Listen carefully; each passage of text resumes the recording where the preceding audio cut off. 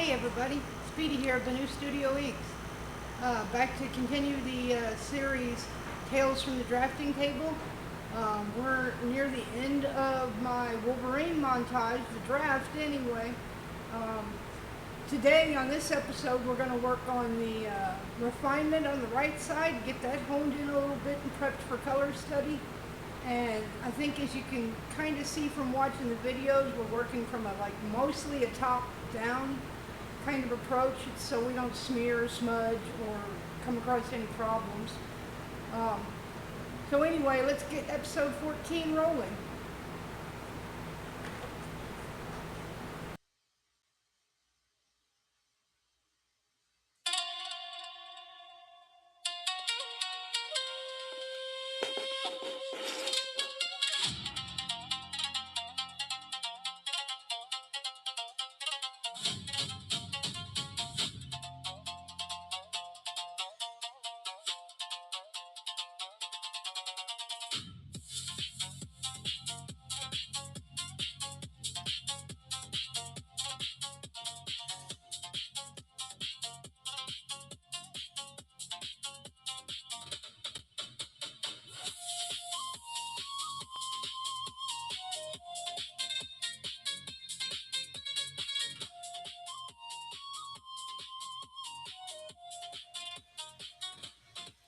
Okay, well, not going to have too much story time this time around, and mostly in this one, it's just me drawing a samurai, which is really cool. Samurais are awesome. Actually, it's a kabuki theater type samurai from Japanese theater that was a part of that series comic book, the very first four of Wolverine. Um, like I said, in the last episode, I talked a lot about my mentor, Ken Lawton, things he taught me. And I decided in this one, at the end of it on my outro, I would share the piece of artwork the very first piece of artwork that he coached me on and taught me things. And one of the things I came across after I made this, made most of this episode already, including filming that part, was it's coming up on its 20th year anniversary, technically. Actually, in about a month and a half, this piece of artwork from my youth when I was like 13 will be exactly 20 years old.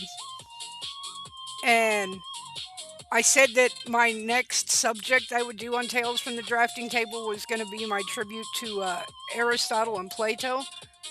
I'm sticking with that, but I think my fourth subject is going to be me doing a tribute to Ken Lawton by taking that original piece right there, the subject of that piece that I show at the end of this video, and showing how far I've come since that simple lesson back then when I was, a kid, a young teenager.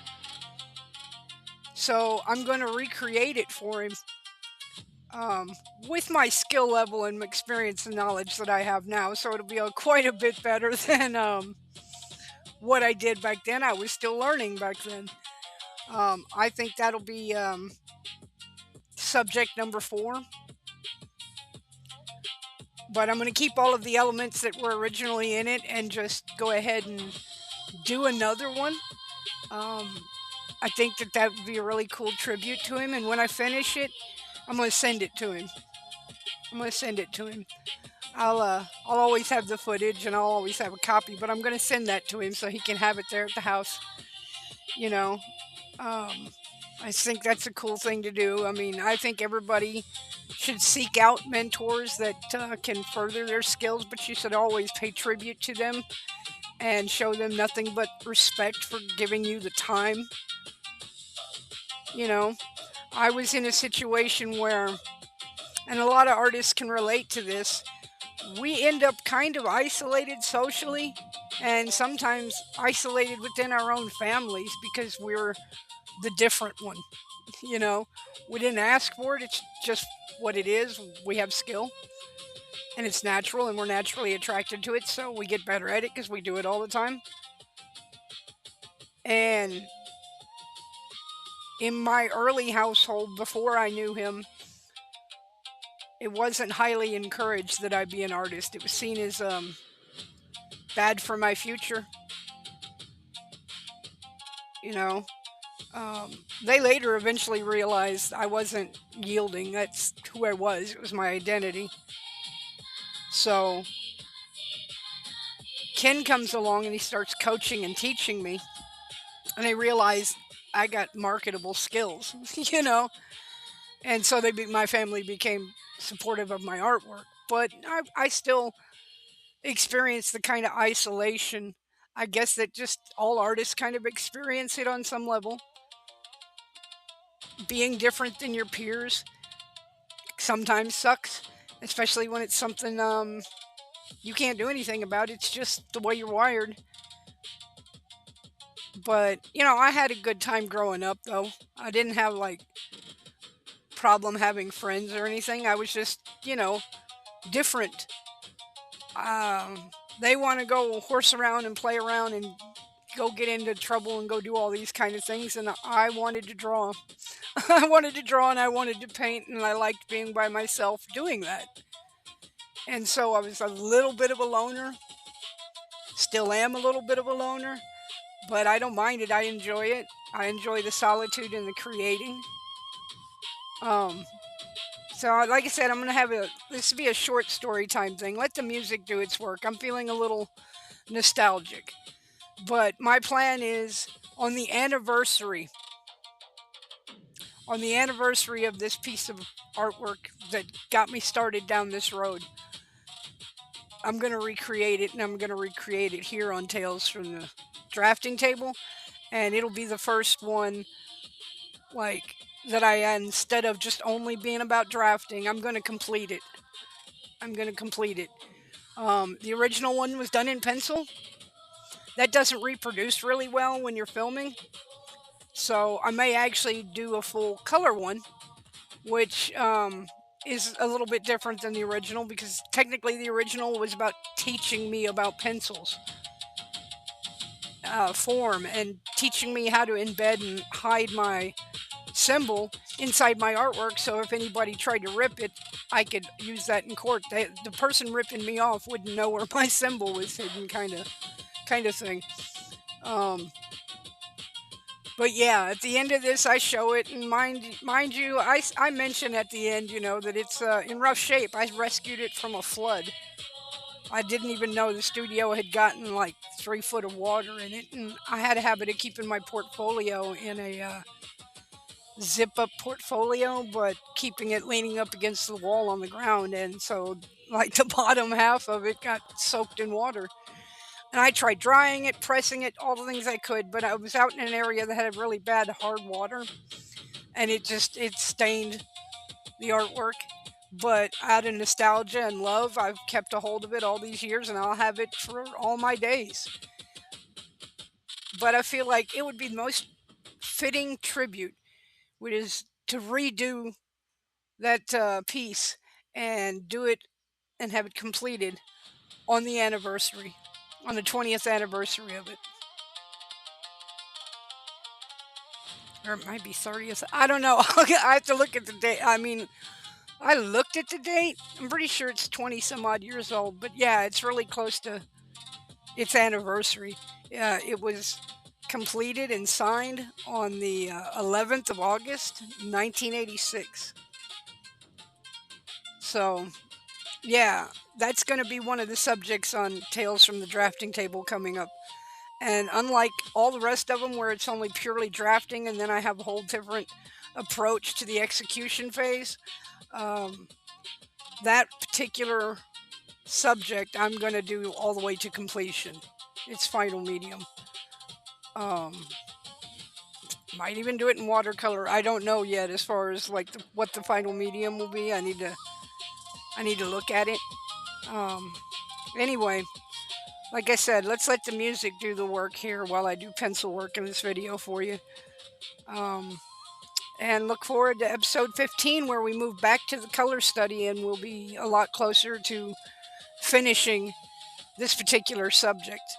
And I think at the end of next episode, I will get into what my itinerary is as far as which subjects I will be doing, um, and their timetable.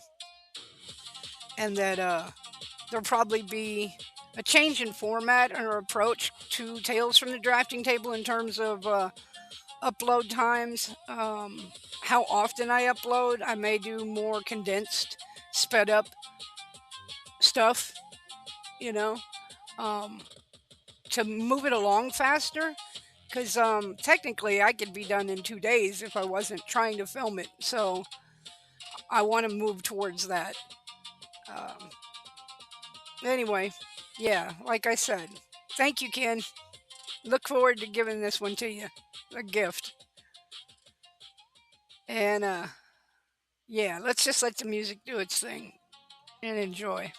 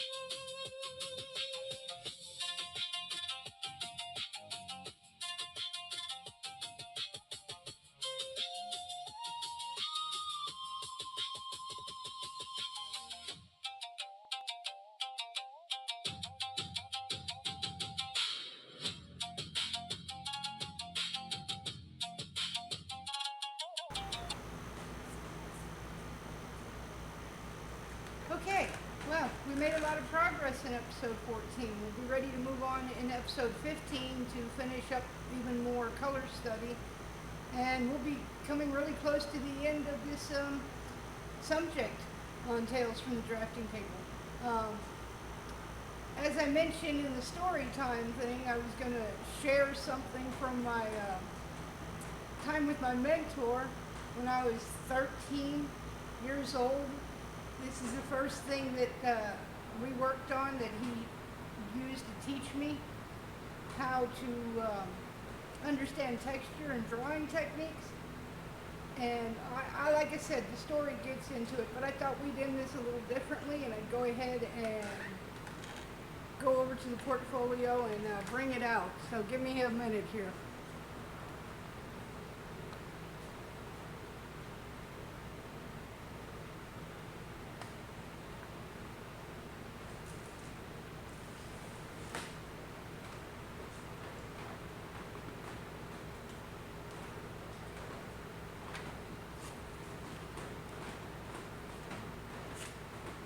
Now, you kind of have to understand, it survived a flood. I rescued it from a flood, and I did this way back. You can just barely read the date.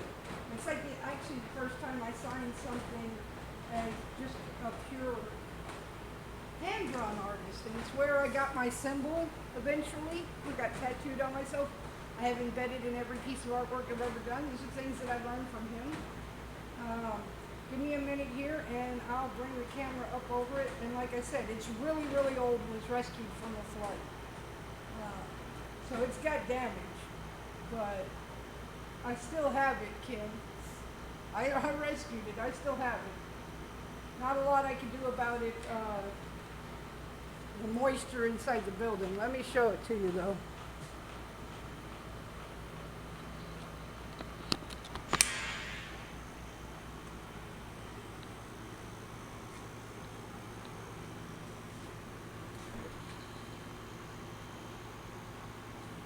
Yeah, I was like 13 years old. Might have been in the summer where I was getting close to 14, but yeah. And it's kind of roughed up, you know, it's been through a lot.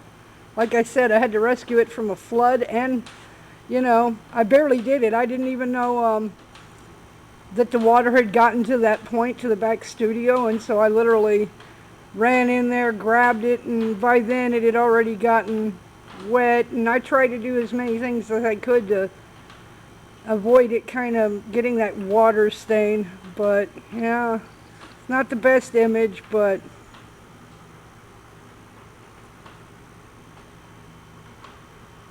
I'm mostly sharing it for memory's sake, so that my mentor Ken can see that I definitely still held on to it more than just holding on to the lessons. I held on to the first piece of artwork that he worked with me on.